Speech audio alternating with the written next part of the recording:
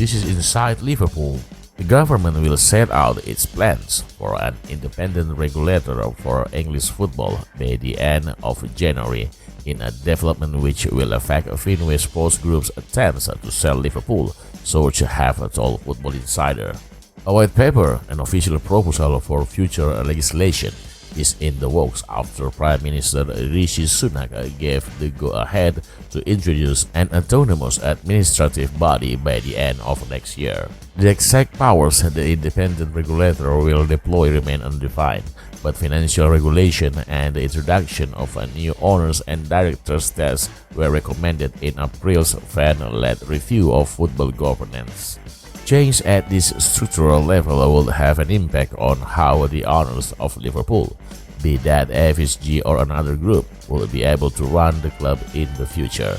That will in turn influence the Merseyside market value and potentially reduce the pool of investors willing to take the plunge for a deal which is likely to be worth upwards of £2.75 billion on a pro-rata basis.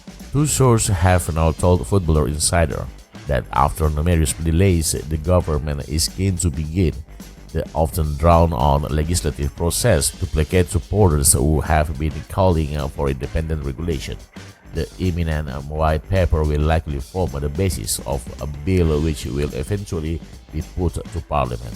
It is also believed that an independent regulator will have a mandate to protect the views of supporters, potentially closing off a game-changing revenue stream for the owners of elite clubs in the form of a Super League relaunch.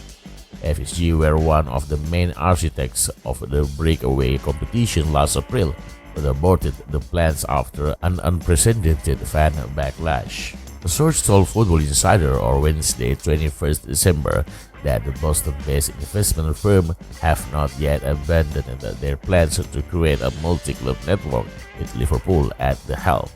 That will suggest, as has been reported elsewhere, John Henry and company are now leaning more towards a partial rather than a full sale.